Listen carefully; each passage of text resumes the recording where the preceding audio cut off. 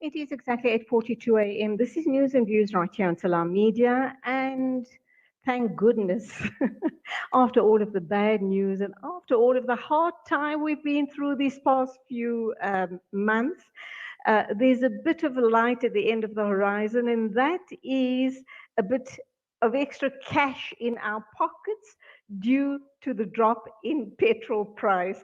To talk to us about it is Layton Beard from the AA. A very good morning to you and welcome to the show.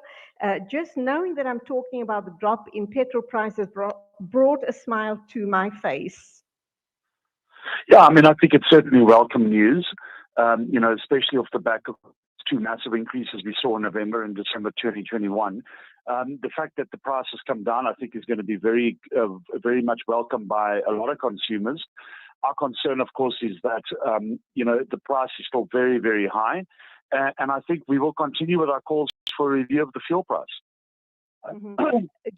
Do you think that calling for a review would make any difference? Because we do know that the oil prices are determined by supply and demand, and obviously what the overseas countries, how much they produce.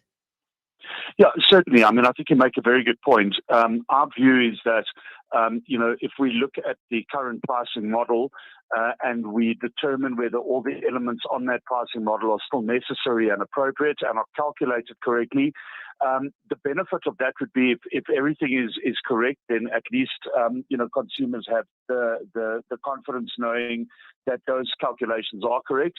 And if nothing else, I think that would make a huge difference to many consumers knowing that the price is calculated and audited correctly. But from our point of view, it's a start to dealing with the rising fuel costs and the high fuel costs we have. A review cannot harm anyone. And I think our point of view is let's do the review, let's do it openly, and let's make sure everybody's on the same page in terms of those fuel prices. Absolutely. Now, I do know that what comes to mind for me is last year, January as well, there was a drop in the oil price, which was very, very welcome after the holidays and people being so cash strapped. We have it again now in January, but that doesn't say we're going to live happily ever after with the petrol prices being where they are. There is a possibility, depending what happens around us, what happens in other parts of the world regarding supply and demand, that the prices might go up sometime later on in the year. That the demand for oil in the Northern Hemisphere may weaken because of Omicron, less people going to work, less demand for transport solutions. That may, at the end of the day, push the price in a certain direction. So that's something we've got to keep an eye on. A worrying factor, obviously, is the Rand-US dollar exchange rate. A couple of days ago, we were looking at 15 Rand 80 to the US dollar, currently just over 16 Rand. So, I mean, there's a number of factors that we've got to keep an eye on. And, you're very correct in that these are all factors mainly out of the control of the local government. What we are saying is that there are factors that we may look at that are in control of the government. And let's have a look at where we can mitigate against these prices. Is there any wiggle room? Are there any elements that we can adjust? What can we do locally to deal better with rising fuel costs? That is what's motivating us. The AA is a champion of the consumer in South Africa, and we're going to do everything in our power to make sure that the local consumers get the best and fairest shake possible. And that's why we're calling for this review.